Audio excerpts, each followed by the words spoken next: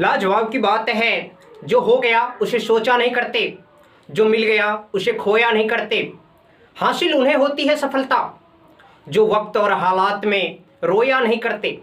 जय हिंद दोस्तों, maths tablet में आप सभी बच्चों का स्वागत है। जैसा कि आप सभी बच्चों को पता है कि हम लोग क्रैश कोर्स के माध्यम से मैथ और साइंस के इम्पोर्टेंट क्वेश्चन को देखते हैं और काफ़ी सारा क्वेश्चन देख चुके हैं जो बोर्ड एग्जाम के लिए मोस्ट इम्पोर्टेंट है और पूछे जाने वाला है। तो आज हम लोग ऐसा ही एक नया क्वेश्चन देखेंगे जो बोर्ड एग्जाम के लिए मोस्ट इम्पोर्टेंट होने वाला है। वीडियो स्टार्ट करने से पहले अगर आप इस चैनल पर नए हैं तो इस चैनल को लाइक कीजिए, सब्सक्राइब कीजिए और अपने दोस्तों में शेयर जरूर कीजिए। तो आइए आज का क्वेश्चन देखते हैं। आज का क्वेश्चन दिया हुआ है द्विघात समीकरण under root 3x² plus 8x plus 4√3 बराबर 0 के मूलों का योगफल एवं गुणनफल ज्ञात करें। इस प्रकार का क्वेश्चन है और इस प्रकार का क्वेश्चन आता है, लेकिन बच्चों को यह समझ में नहीं आता है कि इस क्वेश्चन में करना क्या है। सर ध्यान से पढ़िए, ये तो एक समीकरण दिया हुआ है, इसको कह रहा है कि मूलों का योगफल। अब कोई बच्चा क्या करेगा, पहली बात तो इसका गुणनखंड करेगा, जो विधि से निकले फर्स्ट इंटू लास्ट करके, या जैसे उसका पहले x का मान निकाल लेगा।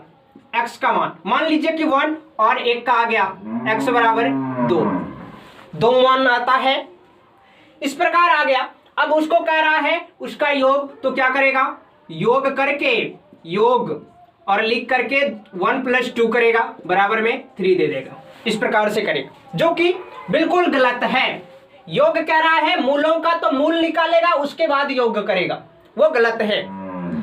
आइए ऐसे सवाल को हम लोग बिल्कुल आसान तरीका से बताते हैं और सीखते हैं। मूलों का योग और कह रहा है मूलों का ही गुणनफल ज्ञात करना है। इस सवाल को सॉल्यूशन करते हैं और इस टाइप का एक सवाल आप सभी के बोर्ड एग्जाम में 2 मार्क के क्वेश्चन में आने वाला है और ऑब्जेक्टिव में भी आ सकता है। तो देखिए, पहले तो हम लोग समीकरण दे देते हैं, लिखेंगे दिया है क्या है, समीकरण कितना है 3x² प्लस 8x और प्लस 4√3 बराबर 0। अब इसमें क्या सम मिलेगा हम सभी को, आपको पता होगा कि ये जो x² का गुणांक होता है इसको कहते हैं a। तो a बराबर कितना हो जाएगा, √3। b बराबर क्या हो जाएगा, खलिया x का गुणांक क्या है 8 और c अंक 4√3। ये हो गया, ये लिख दिए। a b और c पता है। अब मूलों का योग क्या रहा है, तो मूलों का योग क्या होता है, मैंने बताया था कि मूलों का योग अर्थात अल्फा प्लस बीटा, मूलों का योग अर्थात अल्फा प्लस बीटा, 2 मूल होता है, एक माइनस में आता है और एक प्लस में। तो प्लस वाला को कहते हैं अल्फा प्लस और बीटा माइनस। तो अल्फा प्लस बीटा बराबर क्या होता है, फॉर्मूला -b/a होता है। क्या होता है, -b/a। और माइनस के माइनस लिख दिए और b का वैल्यू कितना है 8 और बट्टे में कितना √3। ये तो हो गया आपका एक आंसर, अल्फा प्लस बीटा अर्थात मूलों का योग। अब कह रहा है कि मूलों का गुणनफल क्या होता है, मूल का गुणनफल।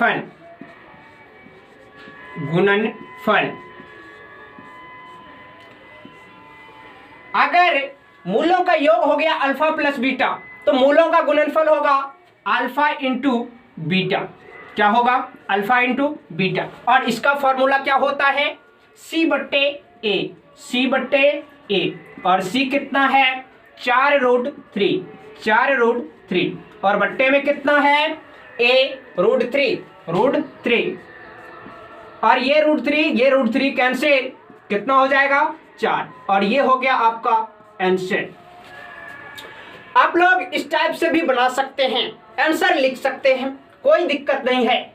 लेकिन जैसा कि आप सभी को पता है कि हम लोग रोज बताते हैं कि एक नए ट्रिक के जरिए, नए स्टाइल में सभी बच्चों से अलग होकर के हम लोग किस प्रकार से आंसर लिखेंगे, तो वो आपको पता होगा जो रोड वीडियो देखते हैं।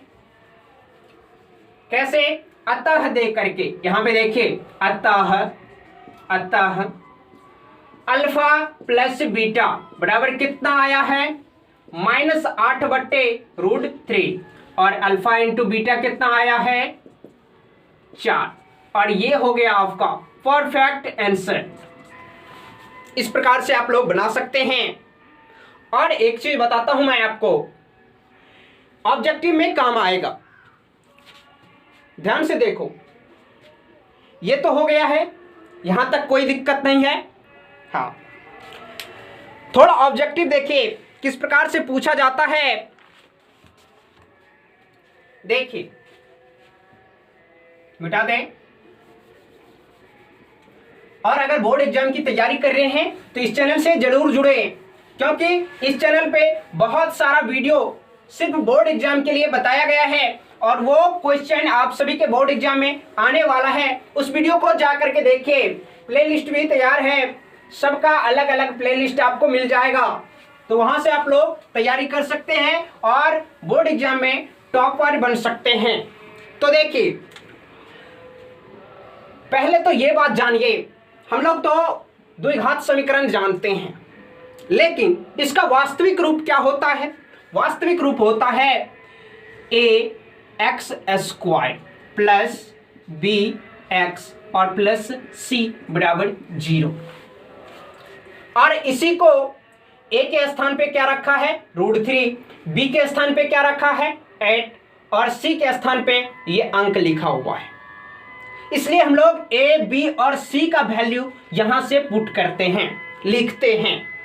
अब अगर कोई बच्चा कहेगा सर ऐसा भी हो सकता है, ऐसा भी हो सकता है, bx plus ax² plus c बराबर 0,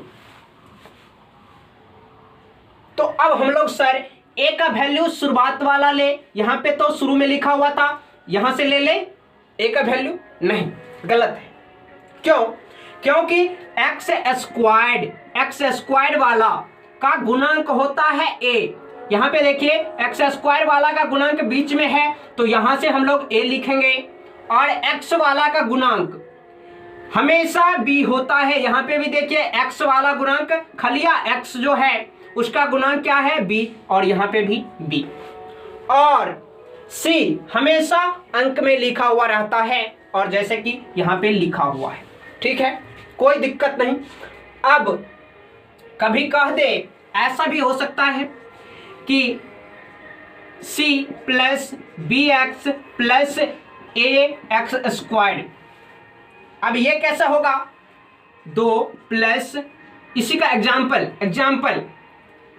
4x और प्लस 3x², इस टाइप का सवाल है, इसी का एग्जाम्पल, इसी का अंक वाला जहां है तो c हो जाएगा खलिया अंक, x² का गुणांक x का गुणांक क्या हो जाएगा 4 और x² का गुणांक 3, तो ये हो जाएगा हमारा a, ये हो जाएगा b और ये हो जाएगा c।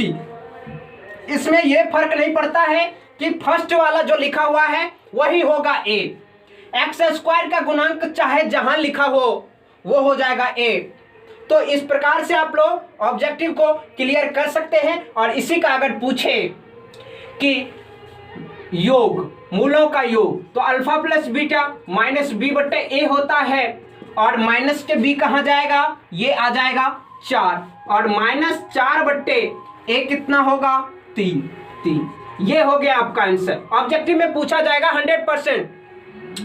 अब अगर इसी का पूछ दे कि गुणनफल, तो अल्फा इंटू बीटा, हमेशा याद रखना अल्फा इंटू बीटा, और इसका क्या होता है c/a, और c क्या है 2 2 2 और एक कितना है 3 और ये हो गया आपका आंसर। इस प्रकार से आप लोग ऑब्जेक्टिव क्लियर कर सकते हैं। ज़्यादा से ज़्यादा आप लोग सब्जेक्टिव पे ध्यान दीजिए, ऑब्जेक्टिव ज़्यादा भारी नहीं है, उसके बारे में भी बताते रहते हैं, तो इस चैनल से ज़रूर जुड़े। मिलते हैं ऐसे ही एक नए वीडियो के जरिए, तब तक के लिए जय हिंद।